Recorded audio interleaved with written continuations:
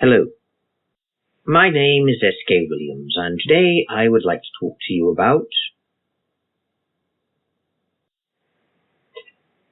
the assassination of Charlie Kirk. After the tragic events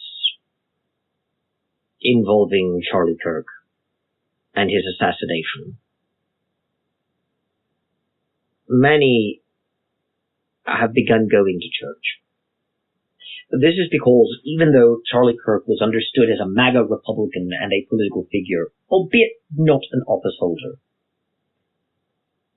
he was also strongly identified with his Christian faith. And his assassin hated conservatives and hated Christians. But what's more, in the wake of his assassination, we saw the vile hatred pouring out from people on the progressive left. At first, they tried to tell us it was MAGA on MAGA violence, and the assassin was a groyper, a follower of Nick Fuentes. They tried to tell us that the reason for the assassination, the motive of the assassin, was that Charlie Kirk wasn't conservative enough. And they kept pointing to his family, who were Republicans and Trump supporters, to prove this, saying, see, he grew up morbid, he grew up conservative, he was a white Christian conservative. Oh wait, sorry. A white Christian conservative. His family was MAGA. He was a conservative. It's right-wing violence. Jimmy Kimmel even presented this in his opening monologue for his show, Jimmy Kimmel Live, claiming that conservatives wish to claim the assassin as anything other than one of their own, flat declaring that the assassin was a conservative. And of course he wasn't. The facts had already been known before Kimmel even said that. He wasn't a groyper. He didn't care about Nick Fuentes. And while his family were Republicans and MAGA and supporters of Trump, he wasn't. And it has come out that he hated conservatives and he hated Christians.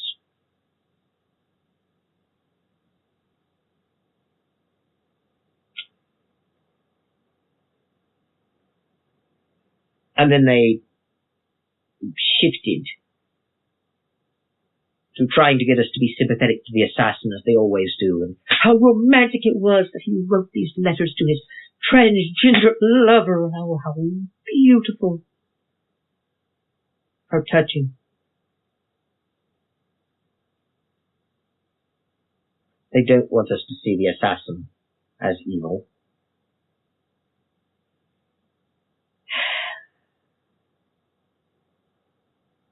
And, of course, we get people cheering and celebrating the death of the fascist Nazi Charlie Kirk, pointing out a lot of out-of-context quotes to say, see, look, he was a racist, he was a sexist, he was a homophobe, he was a bigot, he was no different than Adolf Hitler, he was a Nazi. Look how horrible his views were. And with glee on their faces, they cheered the death of the fascist Charlie Kirk. And they, of course, brought in thoughts and prayers to mock. Thoughts and prayers! Or this lady I saw, for example, saying, thoughts and prayers, thoughts and prayers, thoughts and prayers, mocking the very idea of thoughts and prayers as Charlie Kirk lay slain.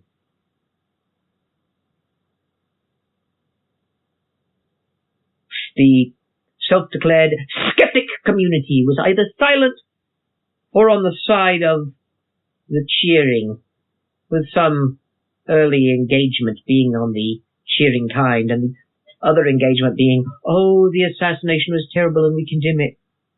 But let's not forget that Charlie Kirk was a bad person. He was a fascist. He was a Nazi. He was a homophobe. Look at all these quotes. And it's always the same quotes. Never the context of them. None of these people listen to Charlie Kirk. They're getting these quotes from the same handful of sources. Some of them are fake. Others are real quotes, but taken out of context and twisted in their meaning. They did the same with Mother Teresa to tar her name when the divine prophet Christopher Hitchens, most holy, wrote The Missionary Position and presented the documentary Hell's Angels. And to this day, she is known as a terrible person and an awful hypocrite who, because she believed pain and suffering brought one closer to God, refused to give pain medication to people at her hospitals, but was also a hypocrite who, when she became ill, demanded the best health care. This is, of course, not true. Mother Teresa didn't even run hospitals. She ran hospices. And she did try and alleviate the pain and suffering of others. We have several accounts from people who worked there or who monitored it. We even have photographs and videos of her administering pain medication. And of course the atheists would probably say, oh, photos and videos don't prove anything. She did that just for publicity, but in private. They have no evidence other than the divine prophet Christopher Hitchens, most holy, saying so. And since Hitchens said it, it is true. And any who say otherwise, Hitch slap them with Hitchens. This is how they are. This is how they have always been. But there is a certain degree of demonic hatred on full display at the death of Charlie Kirk, where people were gleefully celebrating his death with wild-eyed enthusiasm and wicked laughter. Some even think the demonic aspect of this is not merely descriptive of how wicked it was, but it's literal.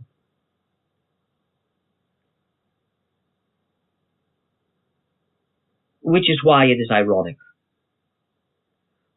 For the man who slew the great Charlie Kirk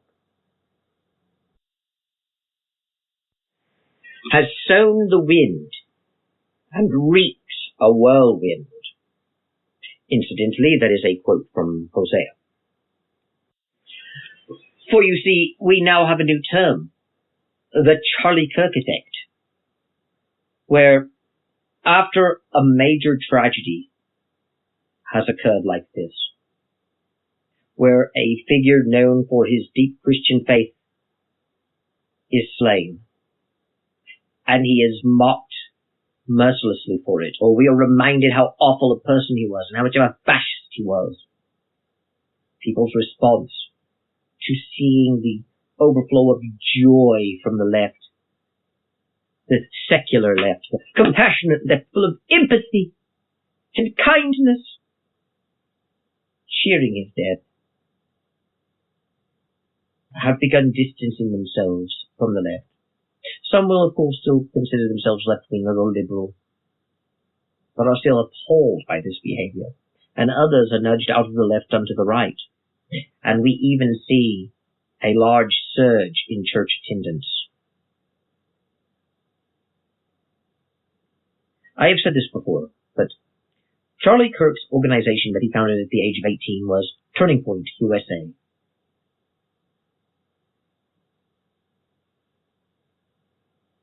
Turning Point. Perhaps the name was prophetic, for indeed Charlie Kirk built a name and reputation for himself and was connected to the right people, and was taken young, but his death became a turning point for the country. People will no longer simply default to the liberal view, having the conservatives have to fight an uphill battle to get even a slight degree of recognition that what they say may be real. Conservatives have for years complained about censorship. The left insists there is none. And when it is proven to exist, they claim it is not because they are conservative, it's because of hate speech, which the right just so happens to, of course, engage in more often than the left. We well know this isn't true.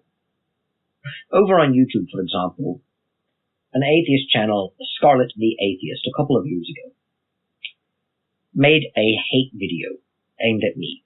And that's what atheist video channels do. They make hate videos where they preach anti-Christian hate sermons to the flock who follow the holy religion of atheism. And they have made this into a religion. They have made their identity as an atheist central to their being, and it does have doctrines and dogmas.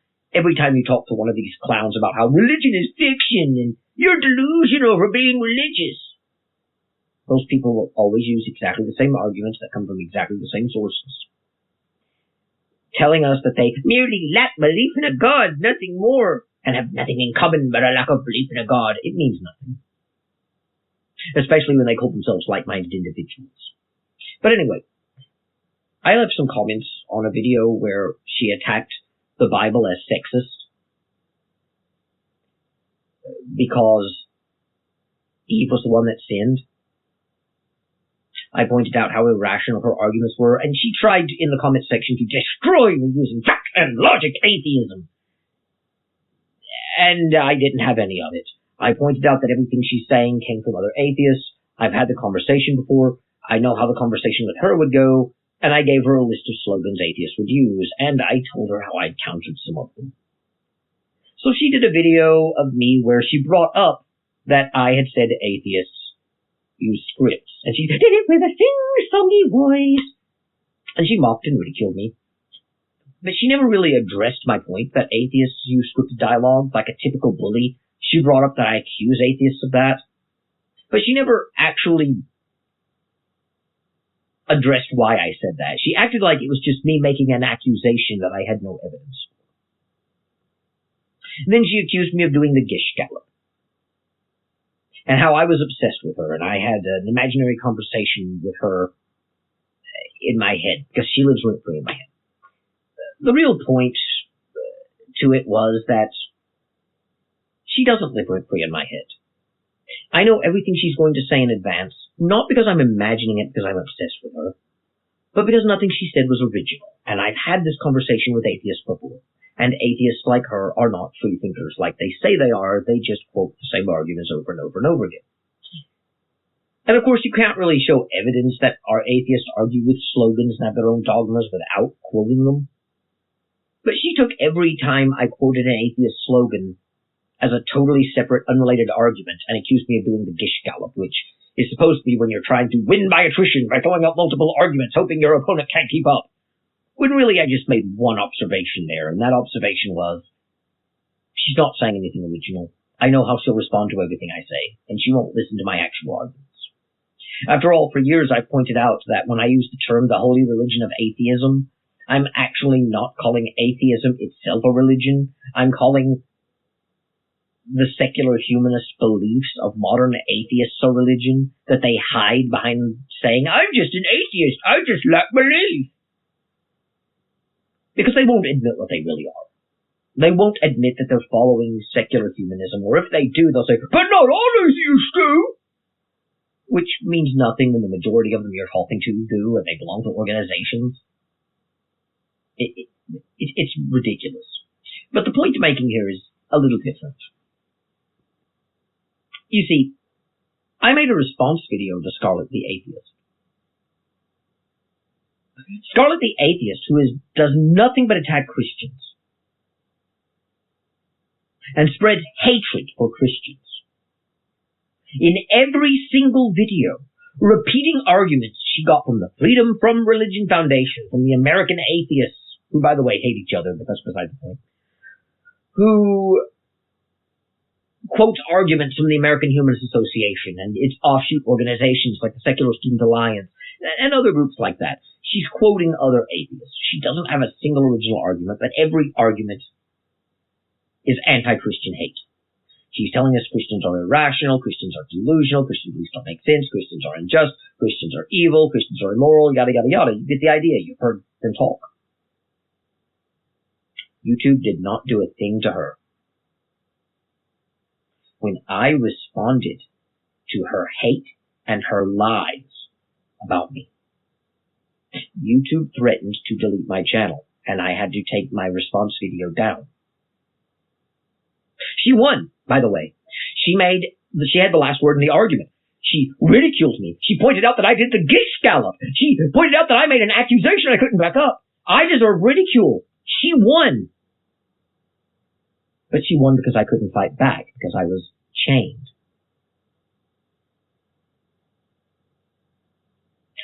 I've been banned off of Reddit, both individual subreddits like r/atheism and Reddit altogether. People were saying more hateful things than I was. And it's not just me personally. If you're a conservative, it's very difficult to get a university degree, because not only will the universities be run by leftists who do not at all give credit to conservative views. And of course it depends on which university you go to and which professors. It varies. But by and large, there is a liberal bias on the university campuses. But most universities in America also make it really hard on conservative students. Because you're not only learning things that you disagree with are true, they won't let you question it. Because universities are not places of free thought. They're not places where you get exposed to new ideas that challenge you. They're places that tell you what to think, and if you don't agree with them now, you must. And we all know that if you become a university professor, if you want to go into the academic world, you must either be liberal or be quiet. You must embrace progressive views or be silent. Because most universities will not hire conservatives. There are exceptions, but most won't. And even those that do, the majority of them that hire conservatives will only hire them if they're not too conservative or too noisy with their beliefs. Most people who are conservative, who work in academia, have to keep their mouths shut about their views, while their progressive colleagues can say whatever they want. The media and all of the companies were bought out by progressives, especially now when they're only owned by the same 8 people. And people like George Soros were trying to buy up all the AM radio waves to get rid of conservative talk radio. They want to create a monolith where only progressive voices are heard. And when conservatism started growing online, they began censoring them online as well. This is the world in which Charlie Kirk began debating on university campuses. And it is the world in which he was assassinated. He was assassinated because even before he was shot, the culture was beginning to change, and more people were listening to conservative voices who were fighting back against this. I count myself as one of them, even though my fight was weak next to others because I didn't have that much outreach. I'm not talking about a physical fight, but talking about a war of ideas. And even if you have the best ideas in the world, if you have no reach, it's a weak fight. And no, if you're a progressive, I'm not bragging about myself saying, I'm the best. I'm just pointing out a fact.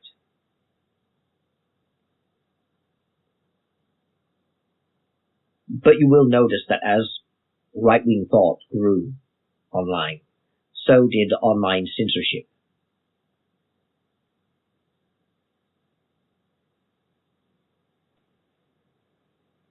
This especially happened during the 2020 presidential elections in America and the 2024 elections. It became particularly acute during the 2024 elections. They needed to, in the words of the head of Google, prevent another Trump event. They needed to stop Donald Trump from winning the election.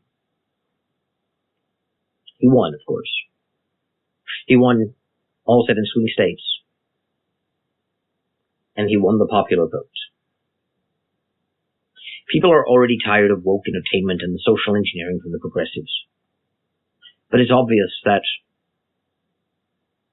they were trying to silence people who disagreed with them.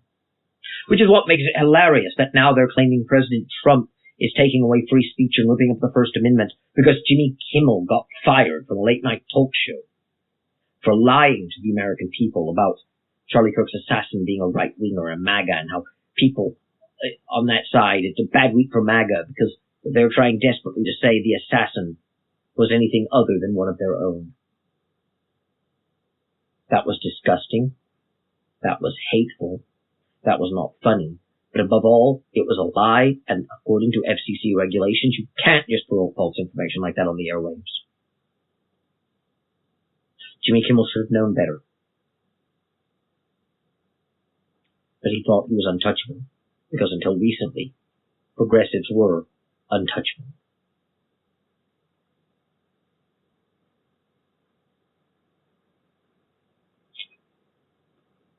On YouTube, over 50% of the comments I post are deleted.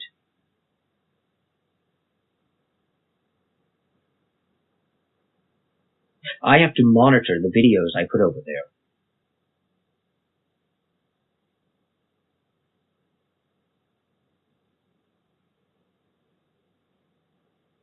They haven't shot me yet, of course. But I know what they're trying to do. And we can't simply allow it. We must halt it. Because in the end, free speech is paramount. We cannot have a free exchange of ideas without it. And we are not truly free without it.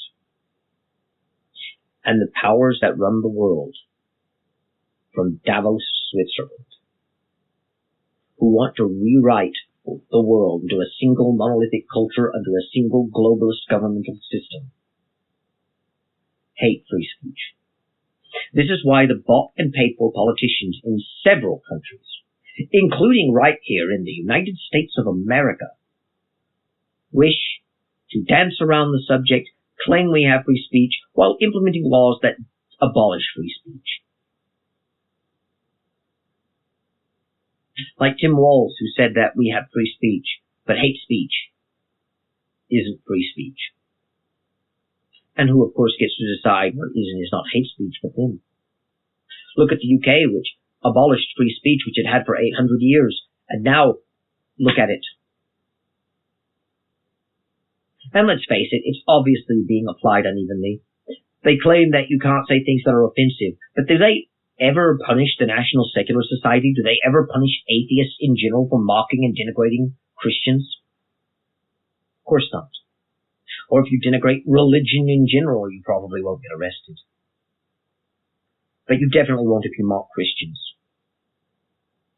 Mock Islam you will, but not Christians.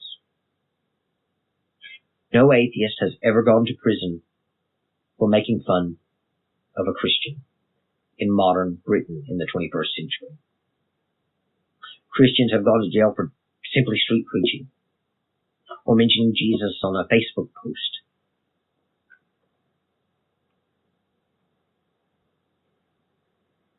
The reality is that free speech is a threat because they don't have arguments.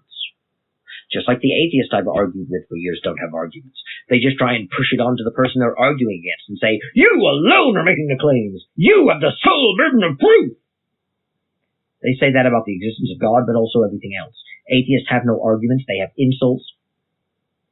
And they have the ability to twist what you're saying into something else that's easier to debunk. And they have this idea that if you make an argument, they can just reverse it on you and demand you prove something else. Or if you ask them to prove something they said is true, they'll reverse it on you and demand you prove them wrong. Atheists have no arguments. They have no logic and reason like they say they do. They just have childish insults and pathetic word games. And that's it. And the same is true of the progressive left, because atheists are of the progressive left. The idea that atheism is by definition a mere lack of belief in a God, and atheists can be anywhere on the political spectrum because atheism doesn't tell you what to think. The vast overwhelming majority of atheists are left-wingers. And that's because atheism is a belief there is no God, not a lack of belief in a God. It ties into how you understand the world. And the real world we live in, it grew out of the political left in the 19th century, taking its cues from the 18th century Enlightenment. The evolution of the ideas that modern atheists hold are just progressivism.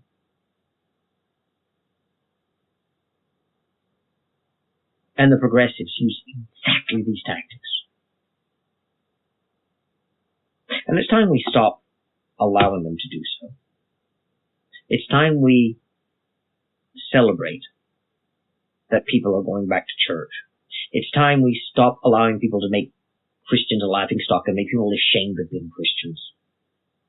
It's time we stand up against the bullies who will mock us, ridicule us, censor us, and even try and kill us. Because they are a culture of death. They claim we're a culture of death, but that is their projection. They are the culture of death. They believe in murdering babies. They believe in sterilizing people, these stupid transgenderisms. They believe in going without children. They hate life. And they hate truth. They hate beauty. They hate dignity. They hate honor. They hate the sacred. All they want is to corrupt and befoul, and in the end to kill. And we cannot allow that. And now the mask is off, and we fully see them for what they are, and we cannot allow that.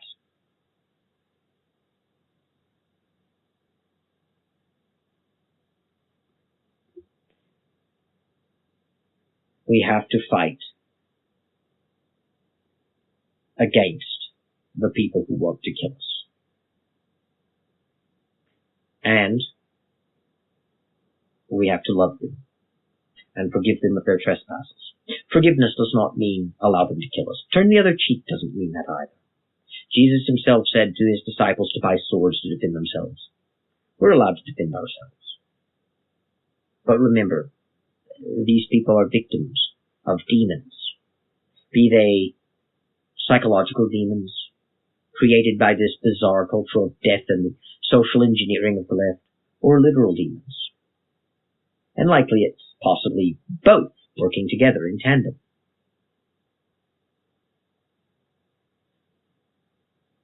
But we do not wage war against flesh and blood, but against principalities and powers. This battle is a battle of the spirit, and it is a battle for the soul, not of America, but of the world. A soul that is ever changing, ever dying, ever being replaced by a new one, by new generations coming along. But it is a battle for the future as well. For the left, which promises great freedom and happiness and prosperity, gives us poverty and authoritarian control and eventually death. And we must fight that. We must fight those ideals with every fiber of our being.